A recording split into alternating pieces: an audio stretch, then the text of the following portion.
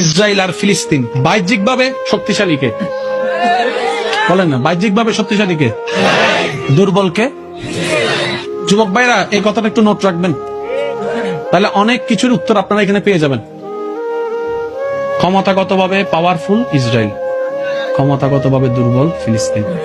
জনসংখ্যা বেশি ইসরায়েলের, ডলার বেশি ইসরায়েলের, অস্ত্র বেশি ইসরায়েলের, পারমাণবিক বেশি ইসরায়েলের, বিভিন্ন বড় বড় দেশের সাথে বন্ধুত্ব ইসরায়েলের, টাকা বেশি ইসরায়েলের, তেল বেশি ইসরায়েলের, ব্যবসা বেশি ইসরায়েলের, মানুষও বেশি ইসরায়েলের, সব দিক দিয়ে স্ট্যান্ডার্ড ইসরায়েল। ফিলিস্তিন সেই তুলনায় কিচ্ছুই না। কেন নয়? প্রায় 47 থেকে 50 বছরের যুদ্ধ করে আর কত টিকবে? কিন্তু এখনো পর্যন্ত ফিলিস্তিন দখল করতে পারছে কেন? কখনো ভাবছেন জিনিসটা?